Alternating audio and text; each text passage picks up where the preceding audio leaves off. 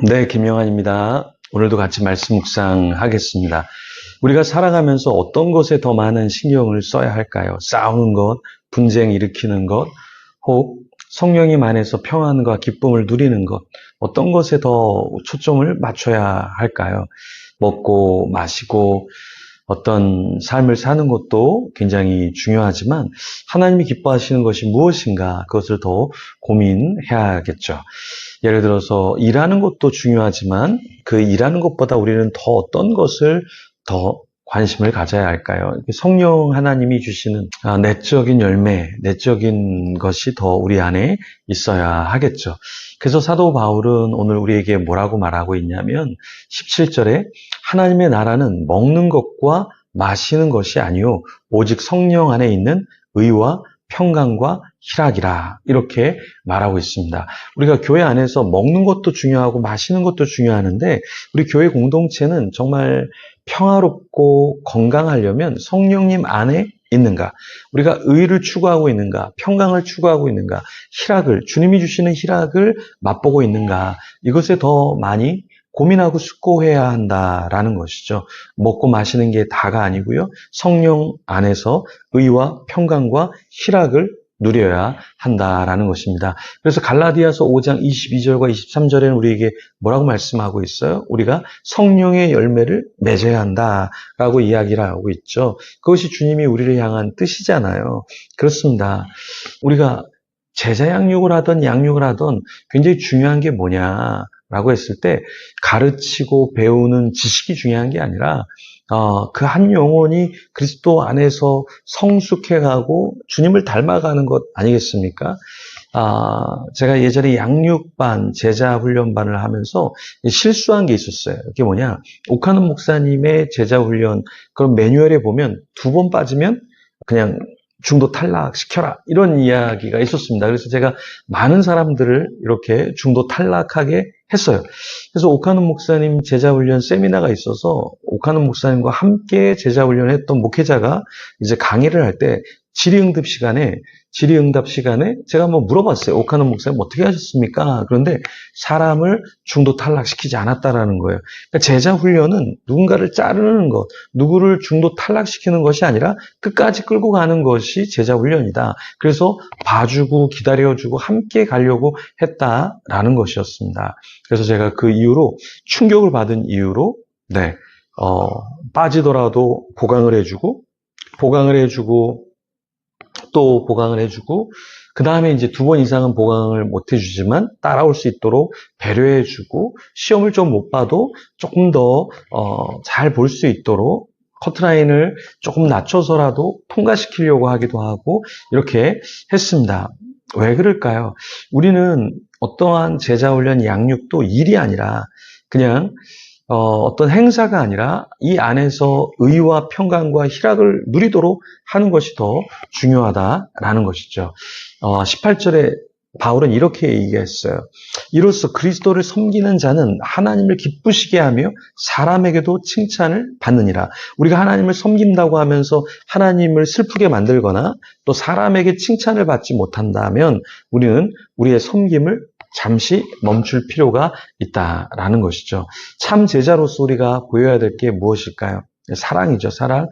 그래서 좀 기다려주기도 하고 양육할 때, 훈련할 때 강하게 훈련도 필요하지만 또 따라올 수 있도록 배려도 해야 한다라는 것이죠. 그래서 우리는 영적인, 내적인 열매를 맺으려고 더 노력을 해야 된다. 19절에 사도 바울은 이렇게 이야기합니다. 그러므로 우리가 화평의 일과 서로 덕을 세우는 일을 힘쓰나니, 화평하는 일, 그리고 덕을 세우는 일, 이것을 힘써야 한다라고 말하고 있습니다. 근데 어떻게 이것이 가능할까요? 정말 내가 철저히 살아야 있어서는 안 되는 일이죠. 내가 죽어져야 하는 일입니다.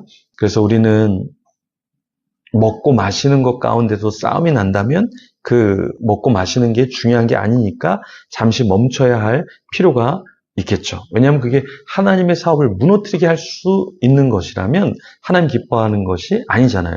그래서 20절에 사도 바울은 이렇게 말합니다. 음식으로 말미암아 하나님의 사업을 무너지게 하지 말라. 만물이 다 깨끗하되 꺼리낌으로 먹는 사람에게는 악한 것이라. 그래서 음식으로 말미암아 하나님의 사업을 망치고 무너지게 하는 것, 그것은 바람직한 것이 아니다 라고 말하고 있습니다. 그래서 우리는 어떠한 일을 하지 않아야 할까요? 꺼리끼게 하는 일, 그것을 해서는 안 됩니다. 그리고 우리는 그럼 무엇을 갖고 있어야 될까요? 꺼리끼게 하는 것을 하지 않고 믿음을 가지고 하나님 앞에 나아가고 또 믿음의 동역자들을 신뢰하는 마음으로 나아가야 하겠죠. 누군가를 믿어주면 어떻게 됩니까? 그 사람을 세울 수 있는 것이죠. 지금은 이 정도밖에 안 되지만 믿음을 갖고 더 좋은 성숙의 단계로 나갈 거야 라는 마음을 가지고 함께 해준다면 반드시 성숙하게 될 겁니다. 요즘에 정용민 선교사님이 예나 간사님 기타를 이렇게 가르쳐 주면서 더 성숙함으로 나아갈 수 있도록 하려고 노력을 하고 있어요. 그런데 믿음이 필요하죠. 나중에 한 달 뒤에, 10달 뒤에는 굉장히 기타를 치면서 잘 찬양 인도할 거야. 이렇게 하는 그 마음이 있어야 더 잘 가르쳐주고 인내해 줄 수 있겠죠. 그리고 반면에 우리는 또 하나님 앞에 나아가고 성숙할 때 강한 맷집이 좀 필요하다. 누가 한마디 한다고 해서 쓰러지고 누가 한마디 지나가는 말로 한 건데 나한테 한 거야 이렇게 하는 것은 맞지 않다. 그러니까 마음의 맷집이 좀 커야 우리는 무너지지 않는다라는 거예요. 요즘 같은 시대에 세상에서도 그렇고 가정 안에서도 그렇고 한마디로 쓰러지는 사람들이 너무나 많습니다. 우리 젊은이들도 청년답게 패기를 가져야 합니다. 누가 뭐라고 해도 아니야 난 할 수 있어, 아니야 하나님이 나를 기뻐하실 거야, 이렇게 기차가 지나가는데 개가 짖는다고 해서 기차가 멈추지 않잖아요. 그죠?